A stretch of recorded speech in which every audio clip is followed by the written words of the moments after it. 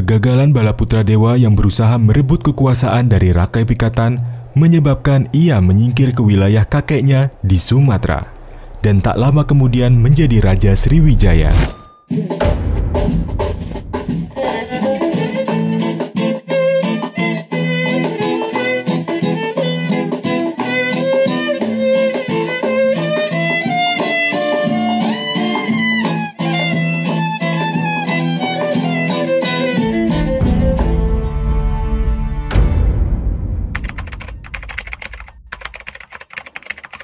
Raja-raja yang berkuasa dari keluarga Sailendra seperti yang tertera dalam prasasti Ligor, Nalanda maupun Klurak adalah Banu, Wisnu, Indra, dan Samaratungga atau Samara Grawira.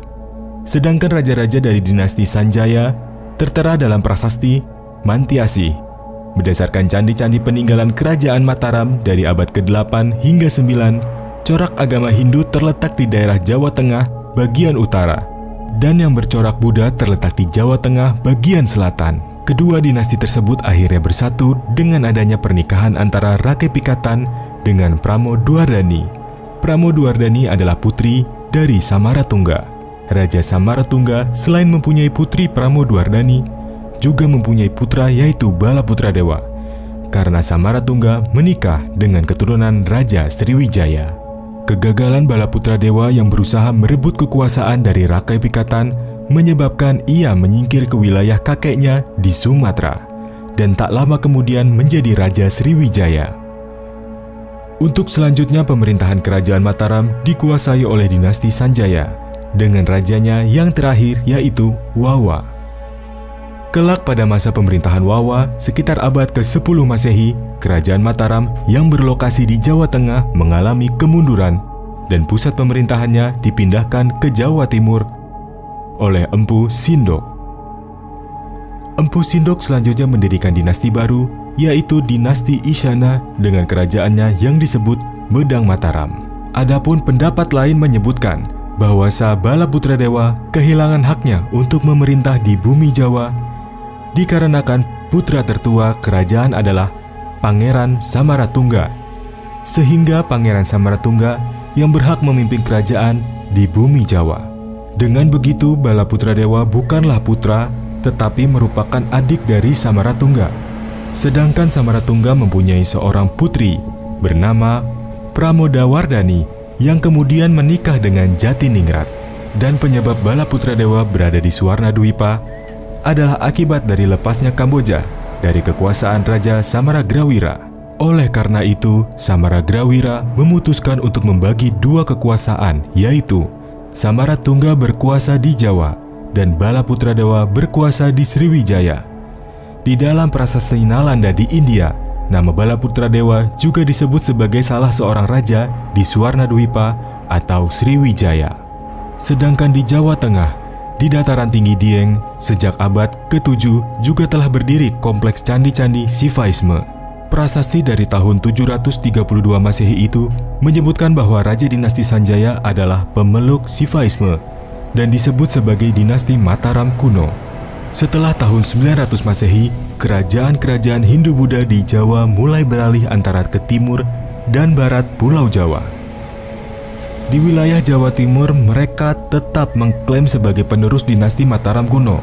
Dan pada kisaran tahun 900 Masehi, terjadi pula pemecahan antara Mataram dengan Sriwijaya. Wangsa Sailendra tetap memerintah Sriwijaya dan menjadikan negara ini pusat perdagangan dan pendidikan. Bahkan melebarkan sayap dengan partisipasinya terhadap Universitas Buddhis di Nalanda, India. Antara tahun 850 hingga 860 Masehi. Di masa ini, Sriwijaya juga berhubungan dekat dengan kerajaan Pala di Benggala atau Bangladesh sekarang. Sebuah prasasti tertahun 860 Masehi mencatat bahwa Raja Balaputra Dewa mendedikasikan seorang biarawan kepada perguruan Nalanda, Pala. Relasi Sriwijaya dengan dinasti Chola di India Selatan cukup baik.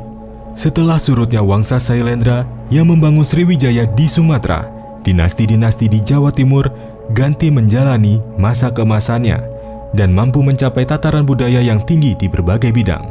Banyak karya sastra telah ditulis dari dinasti ke dinasti, Seni bangunan dan tempa logam juga mencapai mutu yang sangat tinggi. Seperti halnya Sriwijaya, kehidupan ekonomi Jawa pun berkembang hingga menyeberangi batas-batas kepulauan. Sistem pemerintahan di Jawa pada masa itu juga telah sedemikian tertata. Kerajaan-kerajaan besar dari periode Hindu-Buddha yang terdapat di Jawa ini meninggalkan monumen-monumen besar antara lain Borobudur, sebuah bangunan Buddhisme yang kolosal dan syarat dengan nilai.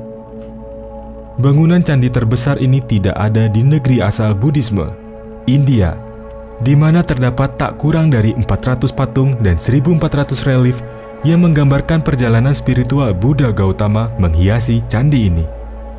Dan tak jauh dari Borobudur yang Buddha, terdapat pula Prambanan dan Candi Sewu yang merupakan bangunan Hindu. Tentang keadaan di Jawa pada pertengahan abad 8 Masehi, Prasasti Dinoyo juga menjadi salah satu bukti yang menunjukkan keberadaan kerajaan Kanjuruhan. Prasasti Dinoyo saat ini berada di Museum Jakarta. Menurut para ahli purbakala, kerajaan Kanjuruhan berpusat di kawasan Dinoyo, kota Malang sekarang. Prasasti Dinoyo ditemukan di desa Merjosari 5 km sebelah barat kota Malang dan berada di kawasan Kampus 3 Universitas Muhammadiyah Malang saat ini. Prasasti Dinoyo merupakan peninggalan yang unik karena ditulis dalam huruf Jawa kuno dan bukan huruf Pallawa sebagaimana prasasti sebelumnya. Keistimewaan lain adalah penulisan tahun berbentuk candra sengkala yang berbunyi Nayana Vasurasa, yakni tahun 682 Saka atau tahun 760 Masehi. Dalam prasasti Dinoyo diceritakan masa keemasan kerajaan Kanjuruhan sebagaimana berikut. Ada sebuah kerajaan yang dipimpin oleh raja yang sakti dan bijaksana dengan nama Dewa Sima. Setelah raja meninggal digantikan oleh putranya yang bernama Sang Liswa. Sang Liswa terkenal dengan gelar Gajayana dan menjaga istana besar bernama Kanjuruhan. Sang Liswa memiliki putri yang disebut sebagai Sang Utiana. Raja Gajayana dicintai para Brahmana dan rakyatnya karena membawa ketentraman di seluruh negeri. Raja dan rakyatnya menyembah kepada Yang Mulia Sang Agastya. Bersama raja dan para pembesar negeri, Sang Agastya yang disebut Maharesi menghilangkan penyakit. Raja melihat arca Agastya dari kayu cendana milik nenek moyangnya. Maka raja memerintahkan membuat arca Agastya dari batu hitam yang elok. Salah satu arca Agastya ada di dalam kawasan Candi Besuki yang saat ini tinggal pondasinya saja. Bukti lain keberadaan kerajaan Kanjuruhan adalah Candi Badut, yang hingga kini masih cukup baik keadaannya serta telah mengalami renovasi dari Dinas Purbakala.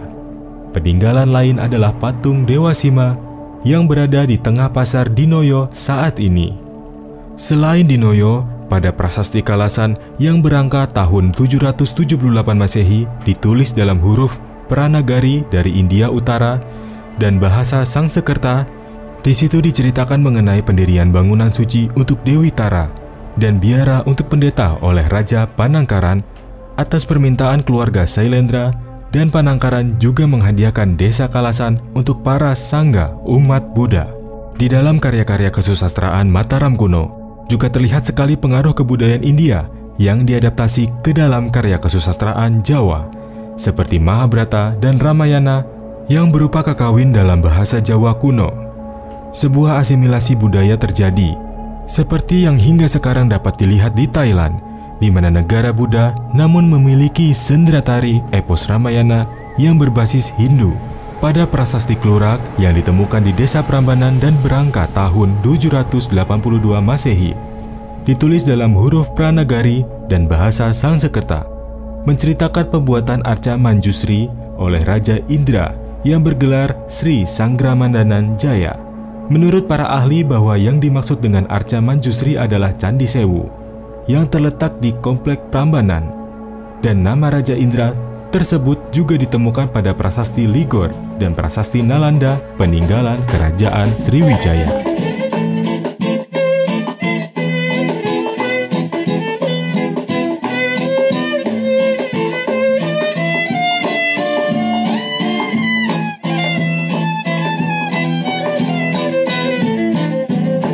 Ada yang bilang baca sejarah katanya tak mudah mengingat nama dan peristiwa, betapa susahnya